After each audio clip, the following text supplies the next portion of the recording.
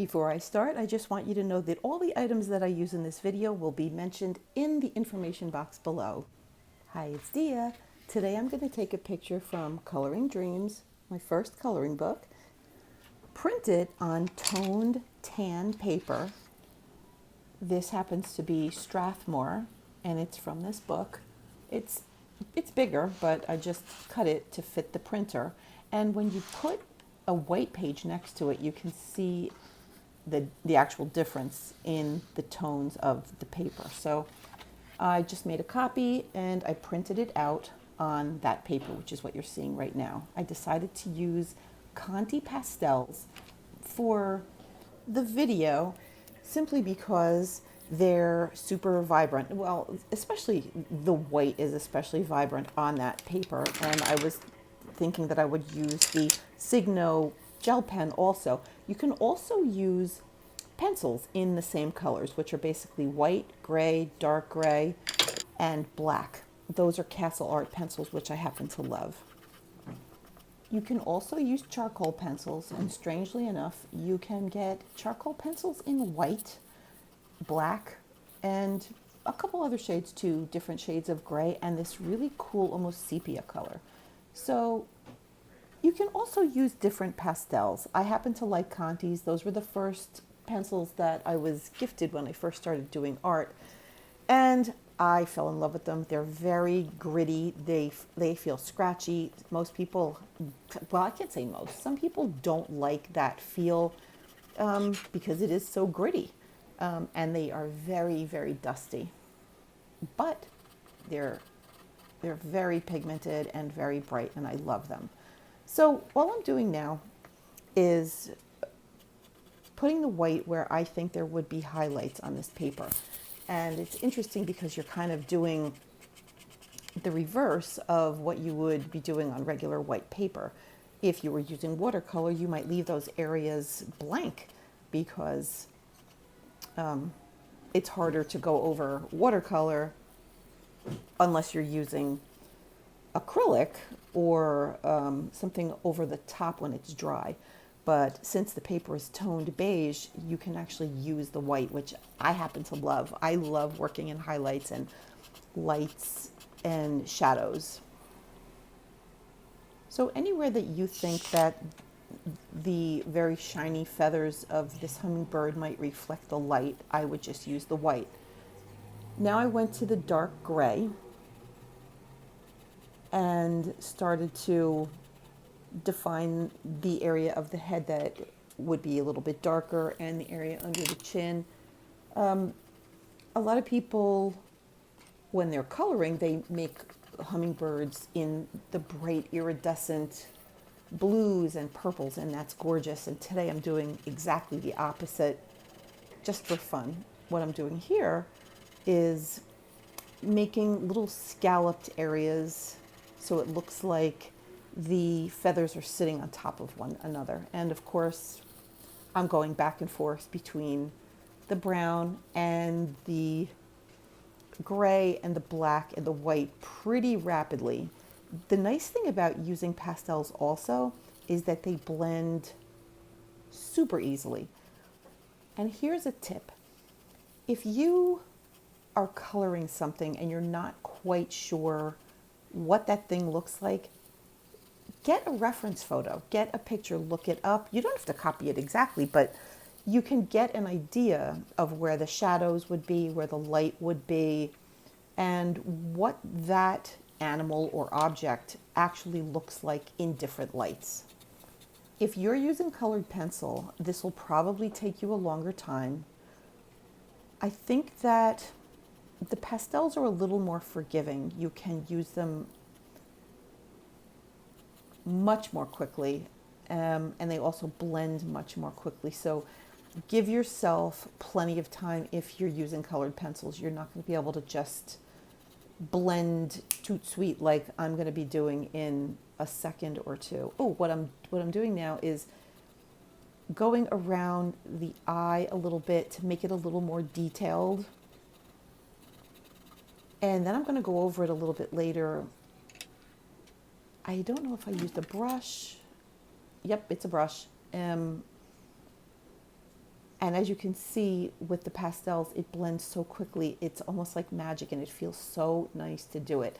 So if you don't have pastels, you don't have to get the whole set. And Contis are not cheap, but at least get a few of them in the shadowy colors and the white, because it is a whole lot of fun. I'm going over the shadowed area with the white pencil now, so it looks like there's little tiny reflections off of separate feathers. This got me so excited that I, first of all, wondered why I'd never done anything like this before with a coloring video, and second of all, why I had never done a coloring book this way. And I think that I'm going to put a few of these images, first of all, in my Etsy store, and then maybe even I'll do a book that can be printed out on this toned tan paper, because I think this is an entirely different look, and boy, this was really fun. Now I'm taking the brown and I'm making some scalloped feathers on this bird's back. Now I'm going over the area on the tail with white, just so the tail stands out a bit, because I'm going to put some black background on the bottom of the bird and white background on the top of the bird. You can layer with pastel pencils, but it's in a very different way from colored pencils, regular colored pencils. Here's a regular watercolor brush. And I think I changed my mind there. I wanted it to be a little smaller and a little less wispy. I wanted it to be a little more concentrated so I could get the details a little more organized. So it wasn't just like moving the dust around. I wanted it to actually look maybe like a painting. You can hear me blowing away the dust every once in a while. That's the one thing about the Contis. They are dusty. But they're beautiful. I love them. You can also buy them open stock now. And you know what? I say now, but at first I had a hard time finding them. They may have existed, but I couldn't find them. Now I'm able to find them, and I'll once again put all this information in the information box below. I just noticed as I was recording this that the beige or tan background lends itself to the whole image almost looking antique or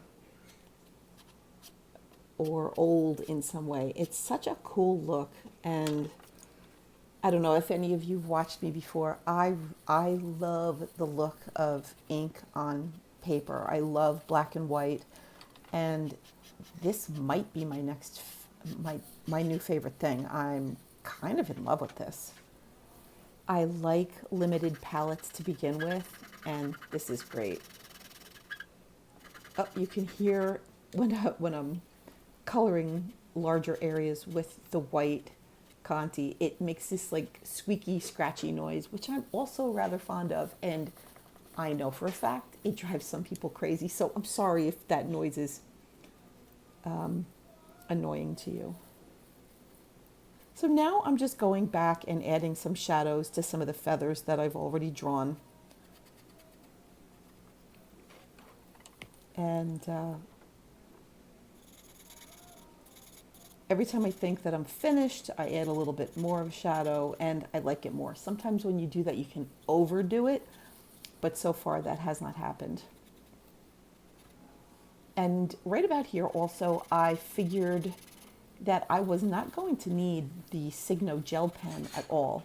I thought I might have to use it in the eye, but that white Conti was perfect. It was bright enough, it was bold enough. So this area underneath the wings, I mixed up black and the dark gray from that same Conti set.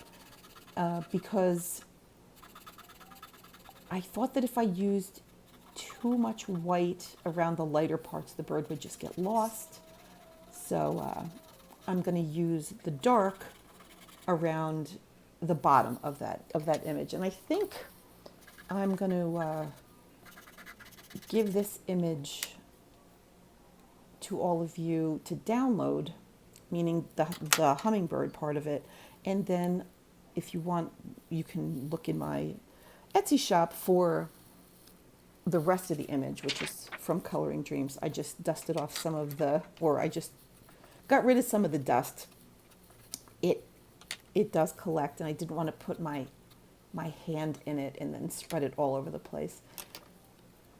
So what I was trying to say was that I'm going to put the image of just the hummingbird below for anybody who wants to download it and follow along with this video. And I think I'm also going to finish this whole image in maybe 2 or 3 more sections and see how the whole thing comes out. And if you want the whole image, it's available in my Etsy shop. So once again, thank you all for joining me here with this fun, in my opinion, really fun coloring experiment. And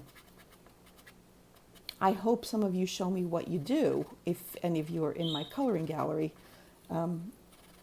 This is something new and interesting to me, so I'm kind of excited about it, so I'm going to want to do it more and more. So once again, thanks for watching. And if you need any of the supplies here, just look in the info box below. And if you like the video, I hope you like it, and maybe subscribe to me and tell a friend that if they might like it. And don't forget to hit the bell, because then you will get notified and not miss a thing. So thank you. I'm so glad you're all here, and I will see you all very soon. Talk to you later. Bye-bye.